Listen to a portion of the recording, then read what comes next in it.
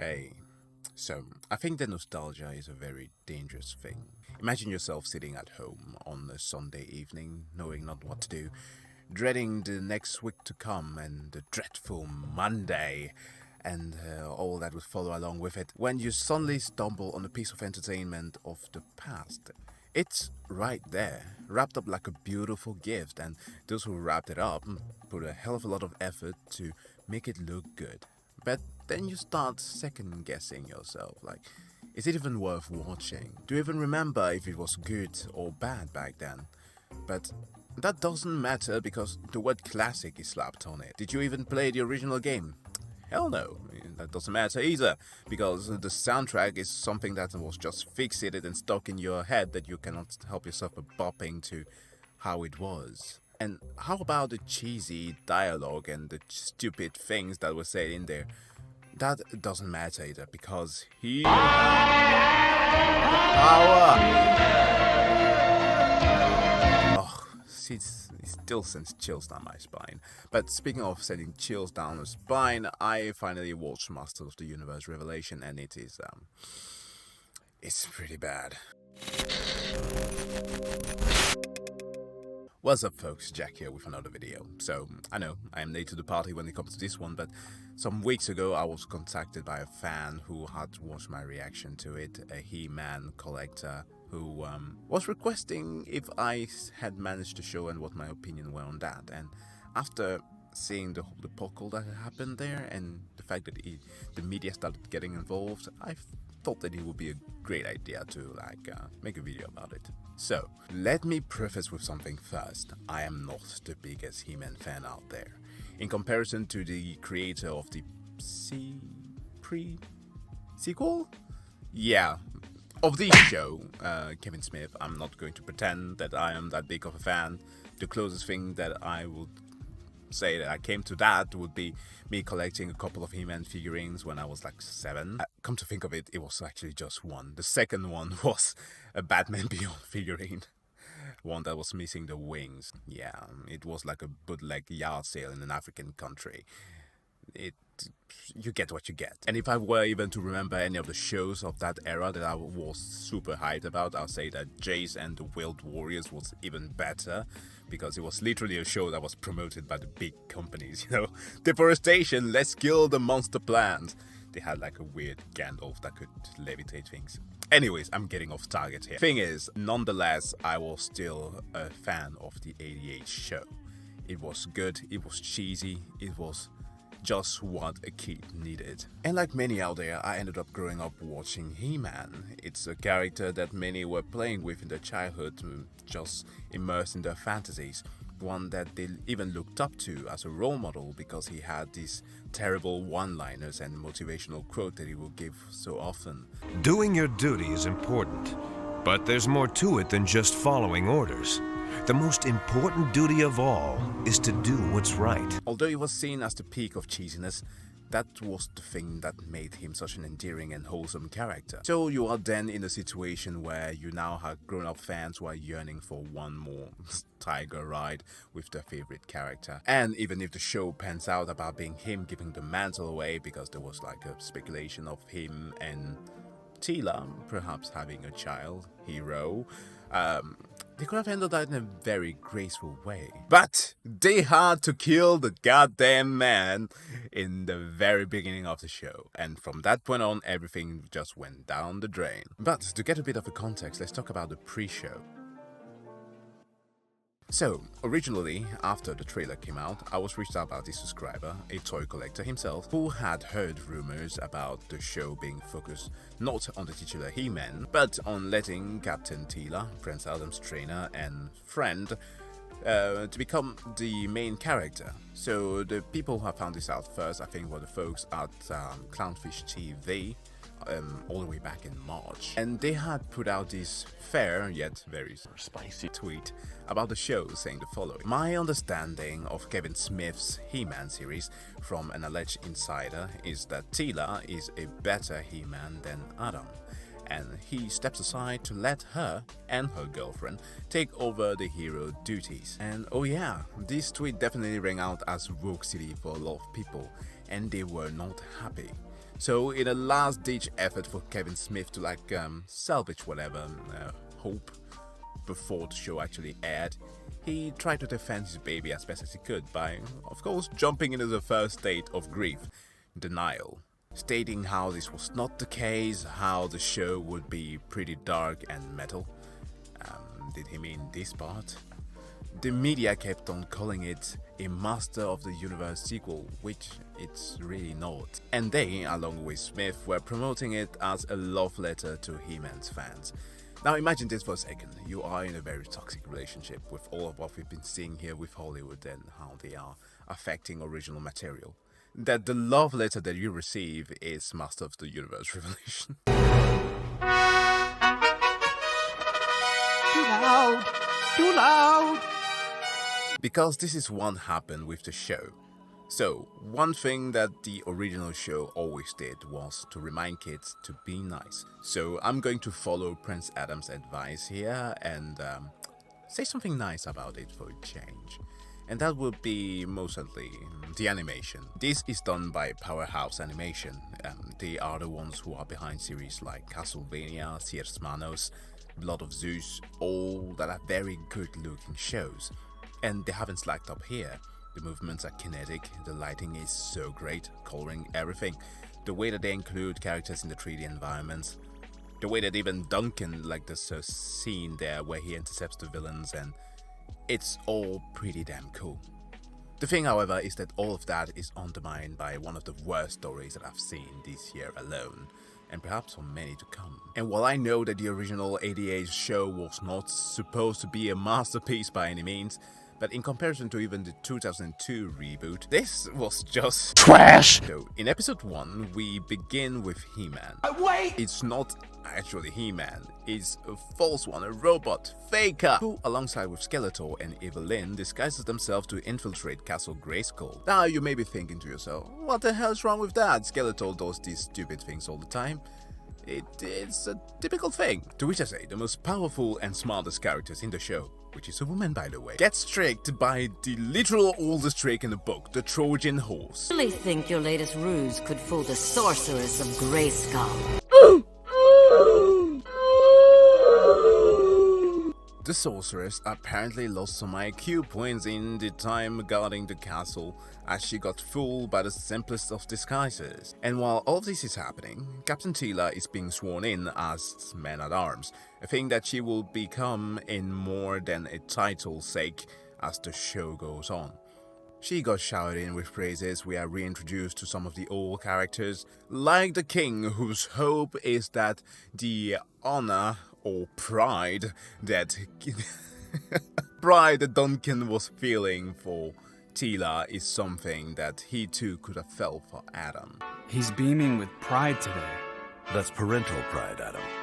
Something I hope I can feel one day, as your father.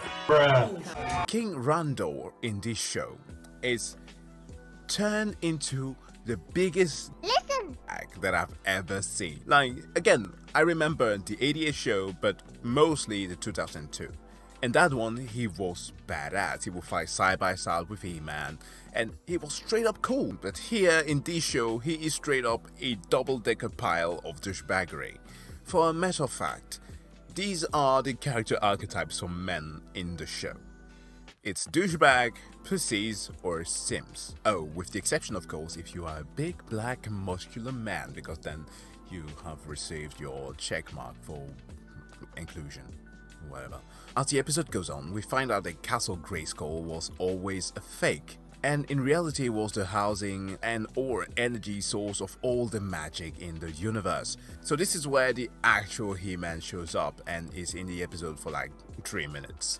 He, alongside with the rest of the group, are attempting to defeat Skeletor. You know the usual and how it goes. But this dude Mark Hamill seemed to have forgotten that he was not in the killing joke, because what he forces He-Man to do afterwards is just great. He literally makes He-Man stab him, inflicting him a mortal wound and destroying the containment device beneath the castle, where then Adam has to sacrifice himself in order to contain all the cascading energies to stop an imminent destruction. which of course result in his death, but also in magic nearly disappearing from Eternia. So Adam is dead, gets turned into a literal smudge. The king finds that out and starts blaming Duncan and literally banishes him, although he knew that this was the prince's orders, right? And even his wife knew that the prince was He-Man. Now, what do you think that Man-at-Arms here does? Does she enter the stage of the grave and start mourning? No, she doesn't. She jumps straight into what I could only call an unbridled rage. She gets angry at everyone because Adam lied. And this is all his fault. And starts blaming him for everything. All of this is his fault. Oh, actually, sorry, in plural. It's everybody else's fault because they lied to her as she was the only one who did not know of his identity. Her best friend literally died, and then she goes on to, oh my god, they go on and do the practice that I have grown to hate the most, aside from of course the race pandering in Hollywood, and that is turning a female character into an overpowered Mary Sue that treats everything as if they were beneath her, and that is really insufferable. As the show goes on, we get to see what her life has turned into. She's some sort of scavenger or hired gun, those guns, who hates magic with a passion, and she's kind of turning into what I would compare to like the new atheist on the sword, like constantly goes about, I want to live a life of truth and everything from the past is just a lie. She might just as well be sounding like that. Yeah, she hates magic, the literal thing that makes their world go round and supposedly also is a part of hers. But although the show is so half-assed at even exploring those aspects and explaining what that is all about, because they rather focus on humiliating all the male characters in the show. Like Duncan, for example, the guy who is always known to have a plan. Even Evelyn within the show explained how it was that he was the most dangerous individual in the masses of the universe. He does nothing but apologize for his bloody existence during the course of the entire series. And on the side of the aforementioned Evelyn, it gets even better. And yes, this is her. Mind you, she's a spellcaster, who here can't even cast a smidge of sorcery. But she compensates for all of that by turning every male into simps. And they are simping so hard to satisfy her. With you on the land and me in the sea, we could have ruled the universe together! On the journey to fix Eternia, a thing that Tila barely wanted to do in the first place, as she told this gaggle of whiny tunes to sod off. Yeah, she did that until her friend, of course, had to convince her to do otherwise. We are just seeing how little agency these male characters have, which, in comparison to their female counterpart, here mostly Tila and Evelyn, who have just the worst growth ever, their confidence is skyrocketed. Now, something that you mostly want to do when you want to create a character arc is at least show a little bit of growth. Evelyn, for one, is supposed to have a redemption arc in this entire thing, with Orko, a non-human by the way, who acts as her moral compass. But all she does is talking about how it is that the people in your life are always holding you back. Like how she, not Skeletor, could have been the biggest baddie the entire time. My devotion to Skeletor blinded me to the obvious. That I could have been a master of the universe. I was born to rule. Which is ironic because at the end of the show, she throws every smidge of character development that she had on the course of a few hours of you watching it, just to go back to simping for Bones Malone over here. And Orko, oh man, that is so bad. I know that people didn't quite like him already, but imagine like a Make-A-Wish kid who wants nothing but to have one final good day before the few hours that he has remaining passes. And what he receives as a gift is Masters of the Universe Revelation. I am Adam, Prince of Eternia, defender of the secrets of Castle Grey. What's up, Prank City? It's your boy Skeletor. Now, there are two places in this show that literally made me cringe hard. And that would be first in the episode where they are in Subternia and they have like to go through trials and overcome their greatest fear. And Tila, who is challenged by Walmart Skeletor to face off against what turns out to be evil He-Man. In their battle, he tells her that the reason why she loses is, I quote, I have the power Because you surrender it. What? And get this, it gets so much better. Her true fear is herself, and it is the fear of her being too OP. What you fear the most, your own fate. Pretending to be ordinary, when you know deep down you are so much more. What you just said is one of the most insanely idiotic things I have ever heard. The only power down here is the one you've given me. Look, at this point I was just thinking to myself, if they couldn't they just go full stupid? Do an F9, you know, Furious 9. Just go into outer space, go into the blaze of glory. And at least that way I could have some fun and laugh a bit. But no, they managed to ridicule Adam once more. He-Man didn't hurt me, Adam. You did. And I couldn't even scream at you for it because you were gone. I died! Yeah, and the rest of us had to live with it. Really? What's wrong with you? Stabbing him, we can only hope that they didn't kill He-Man twice in a He-Man show, turned Skeletor into Master of the Universe. Okay, his design is actually pretty good, so that's another point for them. And well, that was season 1, or the first 5 episodes. So within 24 hours of the show airing, it got review bombed. Some critics, who the hell are they, seem to have liked it, but the fans obviously downvoted the hell out of it. Smith started crying over how good the show was during a Q&A. And I mean, I would be crying too, but for a complete different reason. But as soon as fans took up to complain about the show, and about the lies, deception, he fired back, telling fans to grow the fuck up. I'm sorry.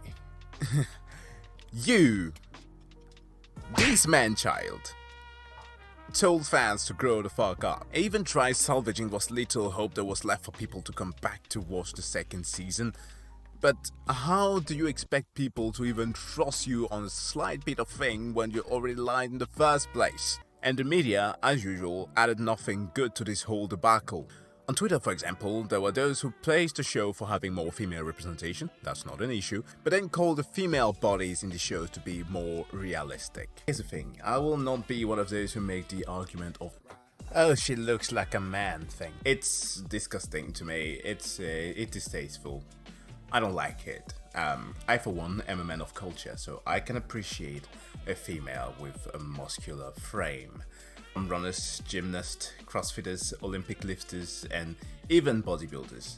As an athlete myself, I do have an appreciation for muscular aesthetics, but that is just me. That is personally me. The thing, however, with that said, is that these are not realistic female bodies. Stop perpetuating lies. Is it possible for a woman to get this big? Yeah. Is it realistic? Actually, it is. The thing about the realistic part is that you can do that, but it requires steroids. And the reason why I'm bringing that is that there are parents who are literally commenting on these tweets, stating that this is super great to see these female or representing what the little girls may aspire to in the future. And I'm like, really? If this is your definition of what a strong female character is, and not her character, just her looks. No, hell no. You may just as well attend some convention of Joe Rogan talking about how these compounds are something that is good for you. I could actually see him argumenting for something like that. I mean, she looks as big as me. Mind you, achieving something like this is already more than 99% of the world's population is doing. And cutting down to female numbers, it's even lower. Look, even the medium towards which Westerners have been moving these days, that is anime and by default also mangas, in the fear of the censorship of Western media of course, have had muscular females in the plenty. Yet in all that they never pretended that these bodies are more realistic, or in the least that they are the norm. Surely one could make the argument that what is the comparison between the 88 characters? They were all the same, but what about this show? They are literally all the same. They literally have the same body structure, same facial structure even. All that you have to change is expression and hair. And that's it. That's it. You have skin color obviously. Then you have some new characters.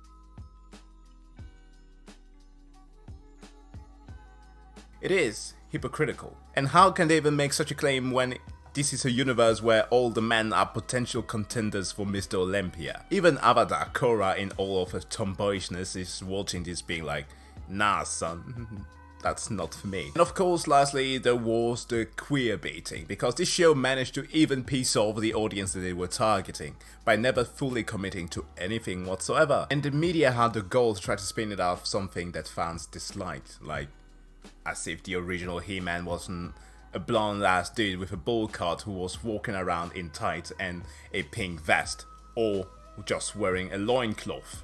Well, literally what's compared to a loincloth. And the company that even made the show, Filmation Associates, literally have a rainbow as their logo.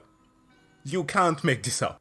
And that is a big problem with Hollywood nowadays. There's such a fixation in hitting the checkboxes that it either leaves little room for creativity to the authors who actually want to create something unique or new, or it changes pre-existing stuff for the worse on the most part. When you remove all what makes something popular, the problematic aspect for them, the history that were there, and not just lay it bare and actually makes it something that is worth discussing, you are ruining everything. It leaves it void of any of its character. Then you are left with something that is like an... Wait a minute. Like an empty glass void of substance. Now, can this be salvaged? I don't know, maybe. It helps quite a lot when it is that the studio is willing to actually talk with the fandom instead of just doing whatever they will. They can do a lot of change if they have the willingness of setting off their ego and actually listen to the fandom. But now rumors has it going, rumors that Kevin Smith is working on a Star Wars episode. Yeah. I'm guessing that Rian Johnson finally found himself a worthy opponent. Our battle will be legendary. Who can ruin the franchise the fastest? But yeah folks, this was my summarization of Masters of the Universe Revelation. Yes. We even threw the He-Man out of that. I guess that's what the reason why. But thank you guys for checking this slight bit of a different type of content. I hope to do this more in the future. That is of course if you liked it, and please like the video, or else you have a big likelihood of having smaller balls than Tila. I'm sorry about that guys, but thank you for watching, and of course if you're new to the channel, please subscribe, and I wish you all a wonderful day, and see you guys next time. I am Adam, Prince of Eternia, defender of the secrets of Castle Grayskull. What's up, Prank City? It's your boy Skeletor.